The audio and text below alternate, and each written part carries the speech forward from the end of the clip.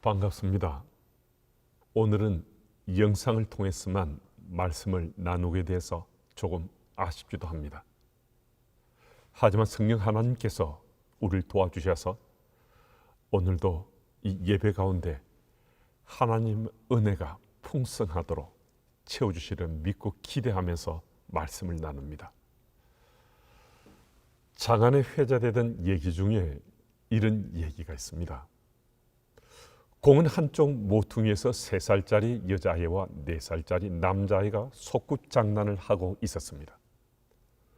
풀을 뜯어서 반찬을 만들고 모래를 모아서 밥을 짓습니다. 여자아이가 말합니다. 여보, 맛있게 먹어. 그래, 당신도 먹어. 그리고 남자아이가 이렇게 말합니다. 난 아빠니까 이제 출근해야 돼. 그래, 잘 다녀와요. 그럼 뽀뽀해줘야지. 알았어요. 3살짜리 여자아이가 볼에다가 뽀뽀를 해줍니다.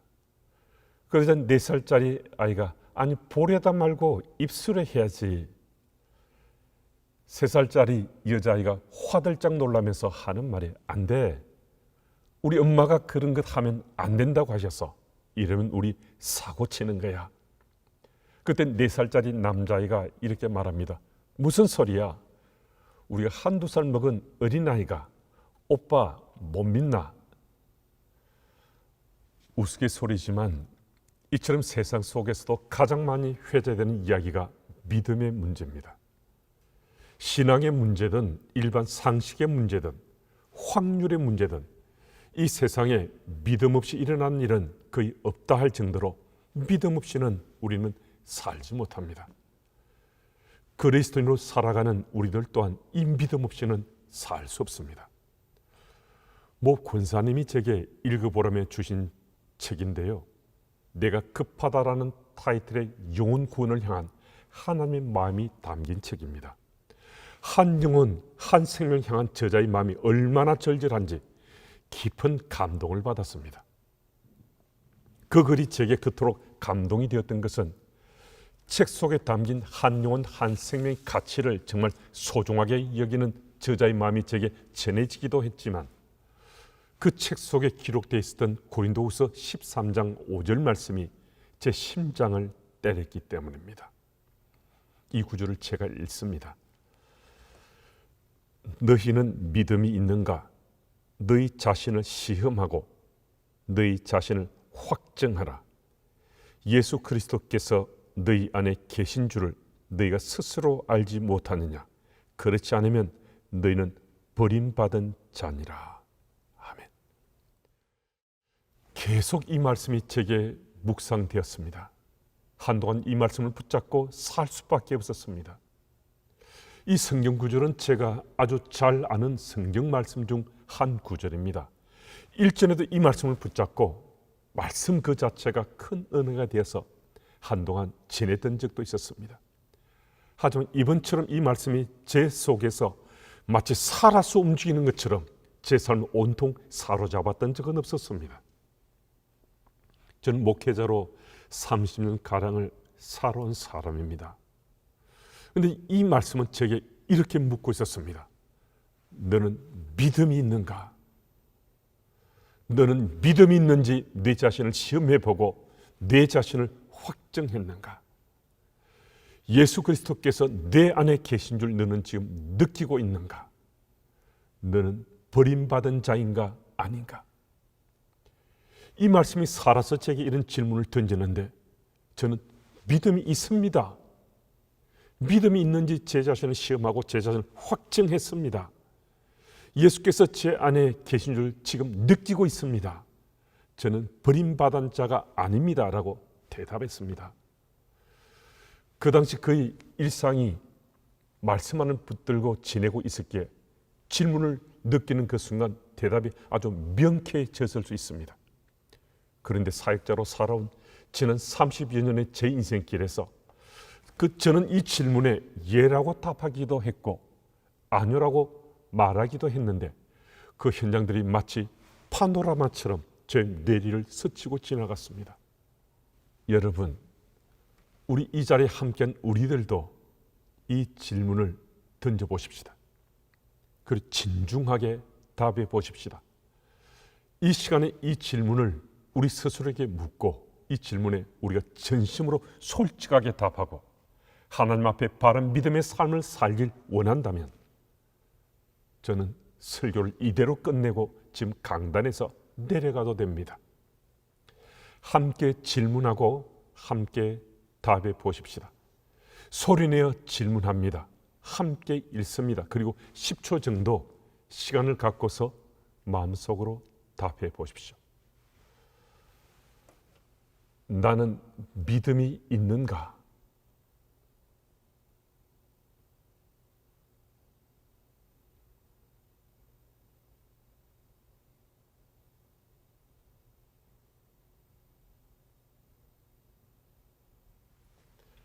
나는 믿음이 있는지 나 자신을 시험해 보고 나 자신을 확증했는가?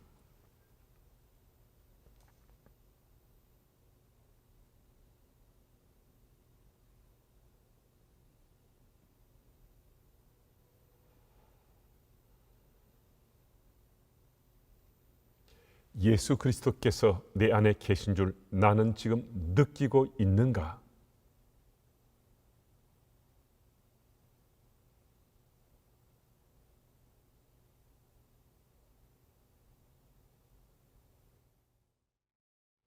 나는 버림받은 자인가 아닌가?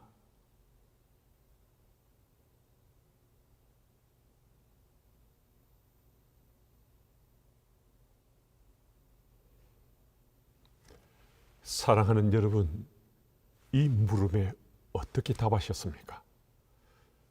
저는 제게 믿음이 있는지 제 자신을 시험해 보고 제 자신을 확증하는 이 일을 말씀으로는 잘 알고 있었지만 실제 제 삶 속에서 이런 질문을 하고 답을 찾고자 하는데 그의 마음을 쓰지 않았습니다. 당연히 저는 믿음이 있다고 생각했기에 제게 믿음이 있는지를 스스로 시험해 보고 또 스스로 확정을 하고자 의식적으로 노력해 본 적이 거의 없었습니다. 그러니까 제 믿음에 대해서 시험이나 확정 같은 것은 거의 하지 않고 지금까지 신앙생활을 하고 목회자로 사역을 해온 것입니다. 그런데다가 이 질문 중 예수 그리스도께서 내 안에 계신 줄 나는 지금 느끼고 있는가라는 이 물음에 대해 정말 지극히 당연히 예수께서 내 안에 계심을 느끼는 것으로 여겼습니다. 하지만 이번에 이 말씀을 묵상하면서 하루하루를 지냈는데 예수 그리스도가 내 안에 계신 줄 느끼지 않고도 제가 너무나 잘 살아왔던 거예요.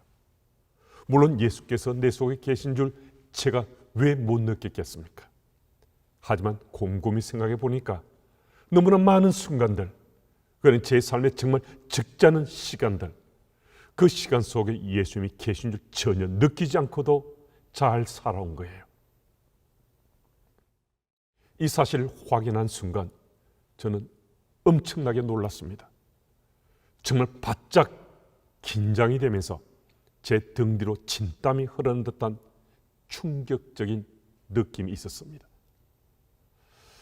예수님이 제 속에 계신 줄 느끼지 않고서 그럼 어떻게 목회를 해온 거지? 물론 이 질문은 조금 지나친 표현일 수 있습니다. 제가 어찌 예수님이 제 속에 계신 줄 못 느끼고 목회를 해왔겠습니까? 하지만 제 인생에서 일어나는 그 수많은 삶의 스토리들, 그 속에서 적지 않은 때에 예수님이 제 속에 계신 줄 못 느끼면서도 저는 잘 지내왔고 목회를 해왔다는 거죠. 그럼 그때 예수님이 제 속에 계신 줄 못 느끼고서도 잘 지내왔고 목회를 했다면 누가 제 속에 있었다는 겁니까? 제가 있었던 거죠. 제가 제 인생 주인 노릇하며 예수님이 제 속에 계시다는 느낌 없이도 판단하고 결정하고 실행하는 그 모든 일들을 제가 다 했던 거죠. 저는 예수님을 구주로 고백하고 믿는 사람이잖아요. 그러니까 분명히 예수님이 제 속에 계시잖아요. 그건 틀림없는 사실이고 제 신앙의 출발이 제 속에 예수님이 계시다는 것을 믿는 것으로 시작되었거든요. 근데 제 속에 예수님이 계심에도 예수님 느끼지 않고서도 제가 수많은 시간을 살아왔다면 그 수많은 시간 동안 어떻게 살아왔다는 겁니까? 나의 구원자요, 내 인생의 주인이라고 고백하는 예수님을 마치 투명 인간처럼 무시하고 제가 다 해치운 거죠. 정말 기가 막힌 짓을 제가 저지르면서 살아왔던 것입니다. 여러분, 다시 한 번 더 묻고 싶습니다. 여러분 전술한 질문들에 어떻게 답하셨습니까? 여러분은 믿음이 있는지 시험해 보고 또 확정해 보셨습니까? 축구 해설가이시기도 하고 2002년 월드컵 때 히딩크를 감독으로 모신 분으로 유명하신 세종대학교 이용수 교수님이 저희 교회 장로님이십니다. 이 예하는 당사자 허락을 받고 나눕니다. 장로님이 미국 유학 시절 몇몇 교우들과 함께 섬기시던 교회 목사님과 성경 공부를 시작했는데 얼마 좀 지나니까 모두들 다 빠져버렸습니다. 그래서 장로님과 목사님이 1대1로 성경 공부를 하게 된 거예요. 얼떨결에 장로님은 목사님과 근 1년가량을 1대1로 성경 공부를 하게 되었다는 거죠. 그러던 중 아브라함의 하나님, 이삭의 하나님, 야곱의 하나님, 모세의 하나님이시라고 하는데 나도 하나님이 나의 하나님이심을 분명히 확인하고 싶다는 생각이 드신 겁니다. 그래서 사사기 6장 말씀에 기돈의 양털과 이슬의 표징을 생각했습니다. 기돈이 양털과 이슬 표징을 통해서 하나님이 살아계신 하나님 되심을 믿게 됐던 것처럼 장로님도 하나님이 살아계신 하나님 되심 표징을 직접 체험하고 싶으셨습니다.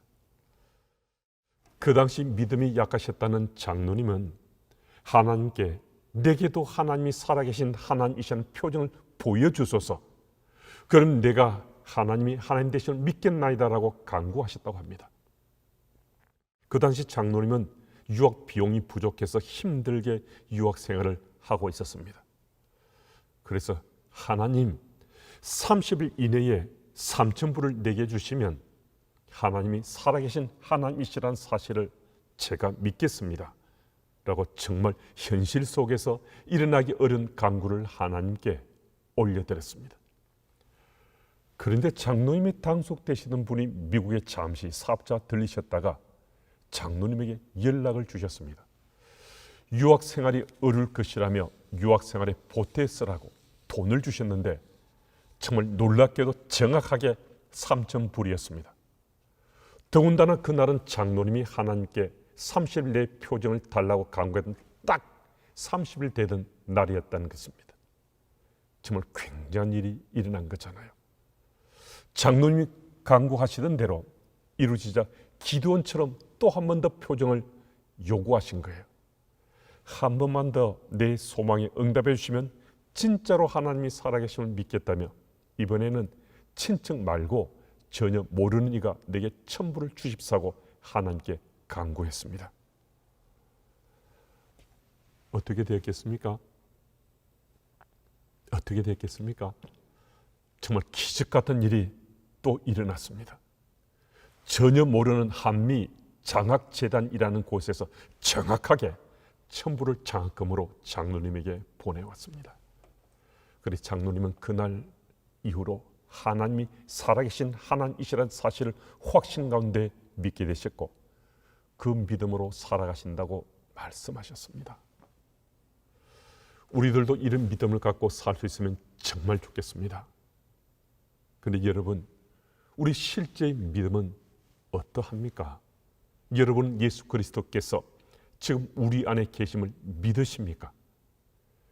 여러분들도 예수께서 분명히 우리 안에 계시는 걸 믿는 사람들이잖아요. 그럼에도 예수님이 우리 안에 계신다고 믿고 있음에도 예수를 느끼지 못하고 우리들이 주인 되어서 내 생각, 내 판단, 내 결정, 내 행동을 우선으로 여기면서 오랜 시간을 그냥 그렇게 살아왔을 수 있다는 거죠. 예수는 거의 못 느끼고 내가 주인 되어서 살아왔음에도 우리는 할 말이 참 많을 수 있습니다. 내 나름대로는 그래도 최선을 다했다는 것입니다. 내가 급하다라는 책의 저자는 이런 삶을 사는 이들이 흔히 하는 말들이 있다며 다음에 예를 들고 있습니다. 나는 절대 예배 안 빠진다. 나는 성경을 몇 독 했다. 새벽 기도에 절대 또 안 빠진다. 헌금도 꼬박꼬박 잘한다. 성령 체험했다. 주일에는 꼭 본교회에서 예배드린다. 봉사를 많이 한다. 이런 말들과 함께 공통적으로 빠지지 않는 단어가 있는데 나름이라는 단어입니다. 나름 열심히 신앙생활해 왔다는 것입니다. 이런 신앙생활하는 이들이 바로 나름 복음을 믿고 나름 신앙을 하는 사람들입니다. 그런데 제 어느 속에도 나름이라는 단어가 때때로 사용되고 있더라고요. 그러니까 저도 나름 예수 복음을 믿고 나름 신앙을 해온 사람들 중에 한 사람일 수 있다는 것입니다. 그래서 저는 오늘 본문의 이 말씀을 가슴에 담고 한동안 보내면서 지난 제 삶에 대해 하나님께 용서를 구하고 또 하나님 은혜에 정말 감사했습니다. 저는 바로 지금 이 타이밍에 제게 하나님께서 이 사실을 다시 한 번 더 일깨워 주신 것이 너무나 감사하고 감격스럽기까지 했습니다. 제 믿음의 삶을 되돌아보면 상황은 다르고 또 사건은 달랐지만 제 지난 인생길에 이런 깨달음들이 반복되며 주께서 제게 은혜를 베풀어 주셨습니다. 그래서 오늘 제가 여러분들 앞에서 목사로 말씀을 전하고 있는 것입니다. 그래서 제 인생길에서 이제는 더 자주 더 진중하게 예수 그리스도께서 내 안에 지금 계신 줄 너 알고 있지? 라고 물으며 살 수 있을 것 같아서 정말 감사가 됩니다. 이 짧은 한 구절은 요 근래에 제게 주신 하나님 최고의 선물로 믿어져서 계속해서 이 구절의 말씀을 나누고 전하고 싶습니다. 여러분들이 마음밭에 이 말씀이 와닿는 느낌은 어떻습니까? 물론 저와 다를 수 있지만 말씀은 말씀 그 자체만으로 파워풀한 능력이 있음을 잘 알고 있습니다. 그래서 여러분들에게도 이 말씀이 던지는 메시지는 굉장하리라 생각됩니다. 오늘 예배 가운데 예수 그리스도를 나의 구주로 고백하는 그 믿음이 정말 내게 있는지 시험하며 살아야겠다. 확정하며 살아야겠다. 예수께서 지금 내 속에 계신 것을 알고 살아야겠다라는 마음의 소망과 다짐을 하셨다면 여러분 오늘 정말 수지 맞은 겁니다. 정말 복 받은 거죠. 그것도 어쩌면 인생의 변곡점이 될 만한 최고의 복을 받은 것이라 할 수 있습니다. 사랑하는 여러분, 우리 가운데 대부분은 신앙의 연륜이 상당한 분들이시고 선교사에 헌신한 분들도 계십니다. 그러니까 우리들은 틀림없이 예수를 구주로 믿는 사람들이라는 거죠. 그런데 여러분, 다음의 내용에 주목해 보았으면 좋겠습니다. 바른 믿음을 갖지 않으면 우리가 잘 믿는다고 하는 그 믿음으로 공동체에 이런저런 문제를 야기하고 하나님 나라 확장을 가로막는 역할을 할 수도 있습니다. 고린도전서 12장 3절 말씀을 함께 읽겠습니다.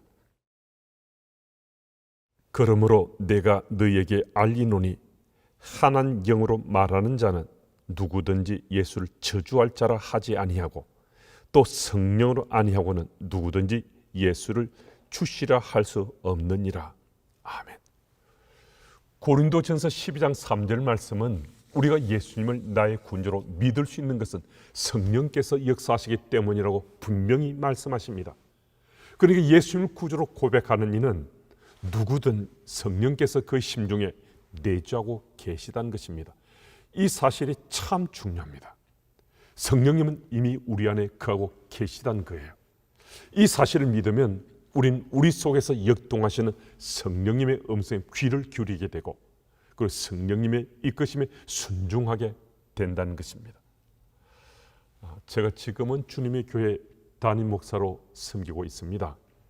그런데 저는 주님의 교회 부교육자 출신입니다. 제가 부교육자로 5년차 9개월쯤 됐을 때 형제교회인 오클랜드 주님의 교회에서 SOS가 왔습니다. 교회가 문제가 생겼다며 주님의 교회에서 후임 목사님을 좀 보내달라는 요청이었습니다. 교회 문제로 담임 목사님이 사임하시고 시무 장로님들도 다 시무 사임을 하셔서 교회가 지금 쪼개질지도 모른다고 급박하게 도움을 요청한 것입니다. 그때 제가 선임 목사여서 팩스가 오면 그 내용을 당에 올려드리곤 했습니다. 그렇게 팩스를 주고받던 중 오클랜드 주님의 교회 사정이 참 안타까워서 제가 제 어머님께 기도를 부탁드렸습니다. 제 어머님은 기도를 많이 하시는 기도 권사님이셔서 오클랜드 주님의 교회 좋은 사역자가 청명될 수 있도록 제가 어머님께 기도 부탁을 드린 것이었습니다. 그 당시 미국에 사시던 제 어머님이 암이 20여 년 만에 재발돼서 병원에서 길게 사셔도 1년 정도 사실 것이란 진단을 받으시고 투병 중이었습니다. 주님의 교회는 부교역자도 6년 사역을 마치면 1년간 안식년을 주는데 저는 안식년 포함해서 3년간 미국에서 공부를 하려고 준비를 하고 있었습니다. 그런 중에 어머님이 암이 재발됐다는 그 소식을 듣게 돼서 빨리 미국에 들어가 어머님의 생애 마지막 순간을 같이 하고자 그 소망으로 안식년을 손꼽아 기다리고 있었습니다. 저보다도 제 어머님이 생애 마지막 순간을 장남과 함께 하시고 싶어서 오매불망하며 저를 기다리고 계셨습니다. 저는 결혼 후에 한 번도 어머님을 모셔본 적이 없었습니다. 그런데 마침 주님의 교회는 부교역자도 6년 사역을 마치면 안식년을 1년 주는 교회에서 안식년이 빨리 시작되어 미국에 들어가 어머님 마지막 시간을 함께 하고자 손꼽아 그날을 기다리고 있었습니다. 기도 부탁을 드리고 12일쯤 되었는데 제 어머님이 전화를 주셔서 이런 말씀을 하셨습니다. 애비야, 사람이 원하는 곳 말고 주님이 원하시는 곳으로 가라. 아니, 이게 도대체 무슨 말씀입니까? 제 어머님께 오클랜드 주님의 교회 새로운 담임 사역자 청병을 위해 중보 기도를 부탁드렸더니 어머님께서 기도를 하시던 중 저보고 그 교회 담임 목사로 가라고 말씀을 주셨던 것입니다. 어머님이 기도 중에 성령님이 저를 원하신다고 말씀 주셨다는 거예요. 그래서 사람이 원하는 곳은 저와 어머님이 정말 바라고 또 바라는 미국으로 가는 것이고 성령님 원하시는 곳은 교회가 쪼개지기 직전인 오클랜드 주님의 교회로 가는 것이라며 성령님 원하시는 그곳으로 저를 가라고 말씀 주신 것이었습니다. 그래서 제가 어머님께 말씀드렸죠. 무슨 말씀하시는 거냐고. 저는 그렇게 할 수 없다고. 어머님 마지막 시간을 같이 보내고 싶다고. 절대 그렇게 할 수 없다고. 한 번도 어머님을 모신 적이 없었지 않느냐고. 제가 말씀드리고 또 말씀드렸습니다. 그런데 제 어머님은 다른 말씀하시지 않으시고 계속 애비야, 사람 원하는 곳 말고 주님 원하시는 곳으로 가라. 그 말씀만 반복하셨습니다. 저보다 훨씬 더 제가 미국에 들어올 그날을 오매불망하며 기다리고 또 기다리시던 어머님은 성령님이 기도 중에 말씀하셨다며 순종해야 한다고 제게 미국 간 오클랜드로 가라고 말씀하셨던 것입니다. 저는 이민 목회의 비전도 없었습니다. 이민 목회에 대한 꿈을 꾼 적도 없었습니다. 그런 미국에서 3년간 공부를 비롯한 어머니가 함께 하는 그 시간을 정말 기다리고 또 기다렸기에 그 시간을, 그 기회를 포기할 수 없었습니다. 그래서 한동안 많이 고민하고 갈등했습니다. 그렇지만 성령님이 계속 제 양심을 찌르셨습니다. 어쩔 수 없이, 정말 어쩔 수 없었습니다. 저는 어머님의 그 말씀에 순종할 수밖에 없었습니다. 그래서 절대 제 의지가 아닙니다. 제가 순종하고자 한 것 아닙니다. 저는 계속해서 노하고 있었습니다. 하지만 성령님이 제 어머니에 주신 그 기도의 응답에 저는 순종할 수밖에 없었습니다. 제게도 성령님이 어머님을 통해 주신 그 말씀이 성령님의 말씀으로 믿어지니까 저 또한 그 말씀에 순종하게 된 것입니다. 그래서 결국 오클랜드 주님의 교회로 부임하기로 하고 12월 마지막 주일까지 주님의 교회 사역을 마친 후 1월 10일경 미국에 들어갔습니다. 가족들과 함께 일주일 동안 미국에 있으면서 어머님께 마지막 인사를 드리고자 했습니다. 일주일간 거의 병원에서 어머님과 함께 있다시피 하다가 이제 한국으로 돌아가야 할 날이 되었습니다. 짐을 꾸려 마지막으로 어머님을 한 번 더 뵙고 가고자 병원에 들렸는데 어머님이 제 평생에 정말 잊을 수 없는 말씀을 하셨습니다. 그날 저를 본 순간 어머님은 이제 다시는 아들을 볼 수 없다는 생각이 드셔서 견딜 수 없으셨는지 그제서야 어머님 속마음을 드러내셨습니다. 애비야, 뉴질랜드로 안 가면 안 되나? 도대체 이 말씀이 무슨 말씀입니까? 2월 첫 주에 오클랜드 주님의 교회로 부임하기로 이미 결정이 되었습니다. 그 교회도 저를 기다리고 있습니다. 그런데 제 어머님은 제게 애비야, 뉴질랜드로 안 가면 안 되나라고 말씀하시는 거예요. 그게 제 어머님의 본심이셨습니다. 그럼 진작 그 말씀을 하셔야지. 이제 한국으로 돌아가는 아들에게 애비 안 가면 안 되나라고 말씀하시면 도대체 어떻게 되는 겁니까? 그날 저는 제 인생에서 가장 많이 울었습니다.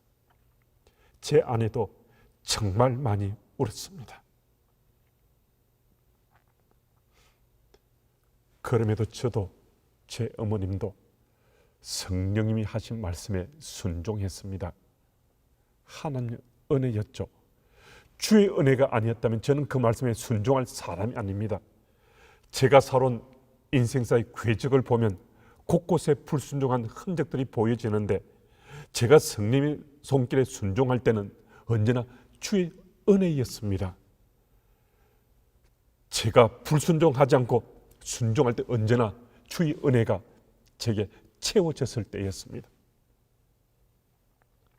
바르게 알아야 바르게 믿을 수 있습니다. 성령님이 제 어머님과 제게 역사하심을 깨달을 수 있도록 주께서 은혜를 베풀어 주셨습니다. 성령님의 역사인 줄 바르게 알았기에 바르게 믿을 수 있었습니다.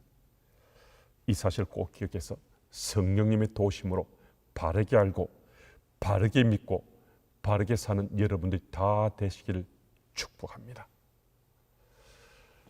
그리고 한 가지 더 가슴에 담아야 할 말씀입니다. 사실 이 말씀은 그냥 외면하고 싶은 말씀일 수 있습니다. 고린도후서 13장 5절 마지막 부분의 말씀이기도 하고 10절까지 계속된 말씀의 중심에 있는 말씀이기도 합니다. 버림받은 자니라.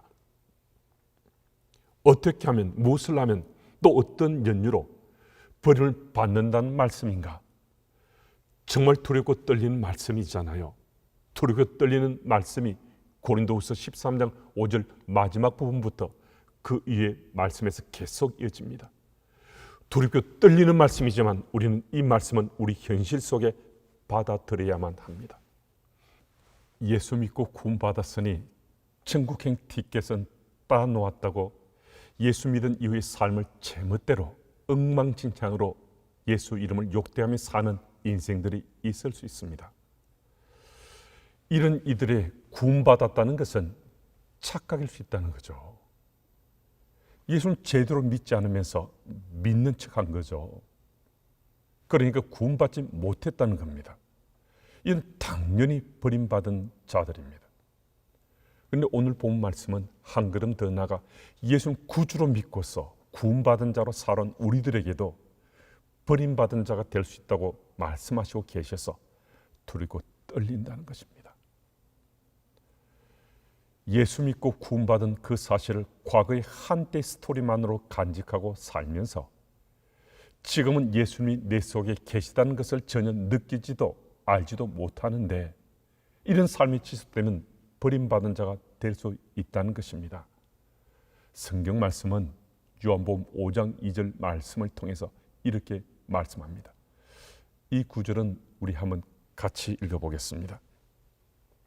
내가 진실로 진실로 너희 이르노니 내 말을 듣고 또 나 보내신 이를 믿는 자는 영생을 얻었고 심판에 이르지 아니하나니 사망에서 생명으로 옮겼느니라. 아멘.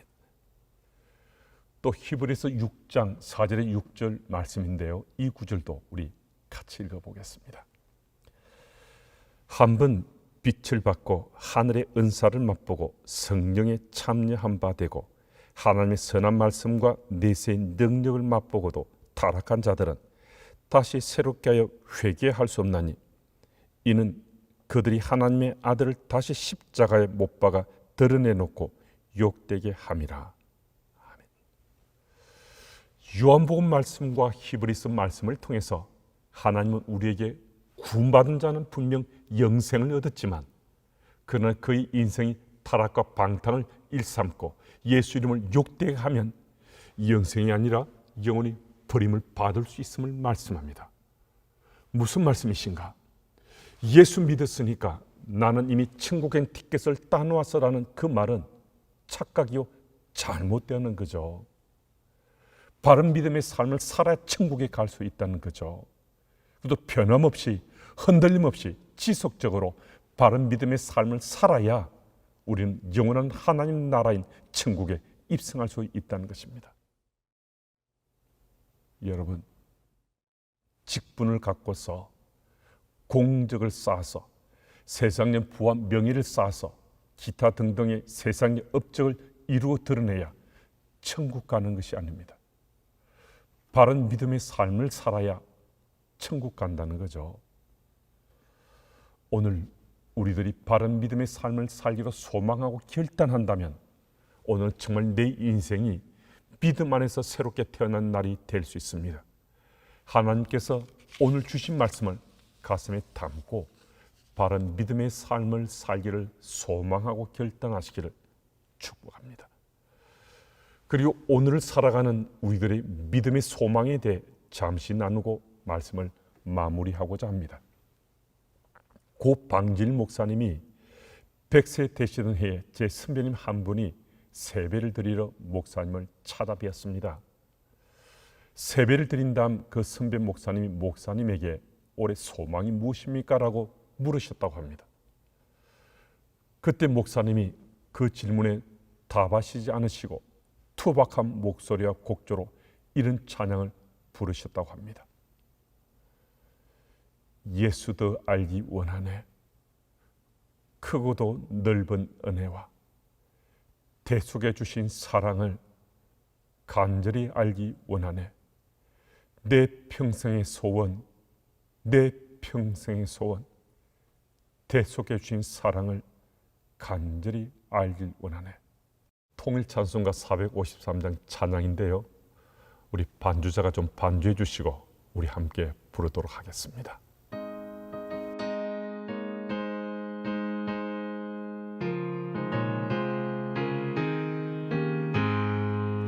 예수 더 알기 원하네.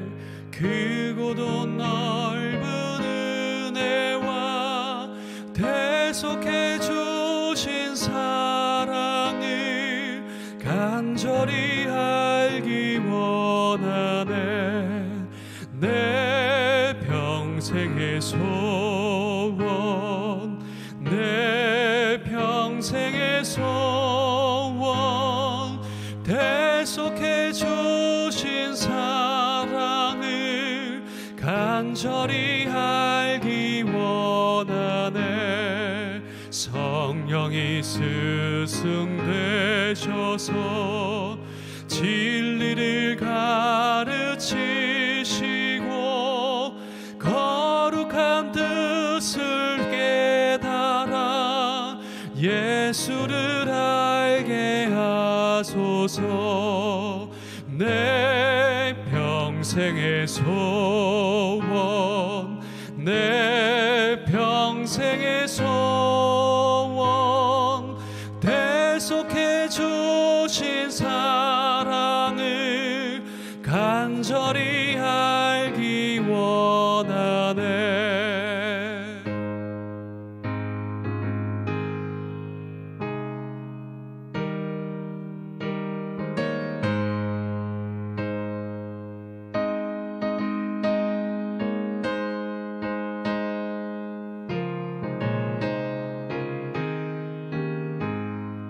성령의 감화 받아서 하나님 말씀 배우니 그 말씀 한절한절이 내 맘에 교훈되도다. 내 평생의 소원, 내 평생의 소원, 대속해 주신 사랑을 간절히 알기 원하네. 예수가 계신 보좌니 영광에 들려 있도다. 평화의 왕이 오시니 그 나라 왕성하도다. 내 평생의 소원, 내 평생의 소원, 대속해 주신 사랑을 간절히 알기 원하네.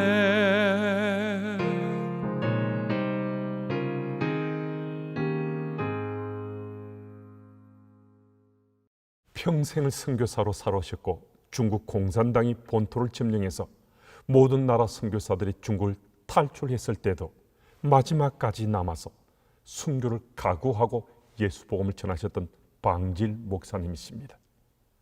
그분만큼 예수님의 사랑을 잘 아시는 분, 그분만큼 예수님의 은혜를 잘 아시는 분이 또 어디 있겠습니까? 그런데 100세 되던 그해 새아침에 올해 소망을 묻는 후배 목사에게 예수님 사랑을 좀 더 알길 원하신다고, 예수님 은혜를 좀 더 알기 원하신다는 소망을 찬양을 통해 고백하셨습니다. 100세 되신 분이십니다. 그 누구보다도 하나님 사랑, 은혜를 깊이 체험하고 잘 아시는 분이십니다. 그런 마음으로 100세를 살아오셨다면 하나님 사랑, 하나님 은혜에 대해서는 대가의 경제에 이른 것 아니겠습니까? 그런데 100세 된 그 어른의 소망이 하나님 사랑, 하나님 은혜를 더 알기 원한다고 고백하십니다. 이 이야기를 듣고 저는 엄청난 찔림이 되었습니다. 나는 지금 예수님을 내가 아는 것만으로 만족하며 살아가고 또 사역하고 있는 것은 아닌가. 그래서 그날 이후 저도 박 목사님 같은 소망을 가집니다. 예수님 은혜 더 알기 원하네. 예수님 사랑 더 알기 원하네. 방질 목사님은 어떻게 이런 고백이 가능했겠습니까? 평생을 성령님과 동행하며 바른 믿음의 삶을 사시기에 가능했던 것 아니겠습니까? 우리들도 바른 믿음의 삶을 살아감으로 일상 속에 하나님의 사랑을, 하나님 은혜를 더 알기 원함을 고백하며 살아가시기를 축복합니다. 기도하겠습니다. 하나님 아버지, 참 감사합니다. 우리 안에 진정 믿음이 있는가를 질문하며 바른 믿음의 삶에 대해 길을 찾게 하시니 감사합니다. 오늘도 진정 내게 믿음이 있는지 시험하고 또 내게 믿음이 있는지 확증하고 또 예수 그리스도께서 내 안에 지금 계신지 알고서 바른 믿음의 삶을 살 수 있도록 주께서 인도해 주시기를 간절히 소망합니다. 성령님의 인도하심에 따라 하나님께서 기뻐하신 바른 믿음의 삶을 살아서 하나님 나라 백성으로 삶의 열매를 일상 속 풍성히 맺는 시니어 선교의 가족되게 인도해 주옵소서. 9월이 시작됐습니다. 9월 한 달도 내 믿음의 삶의 현주소가 하나님 옆에 꼭 붙어있는 믿음이 되기를 소원하며 예수님 이름으로 기도드립니다. 아멘.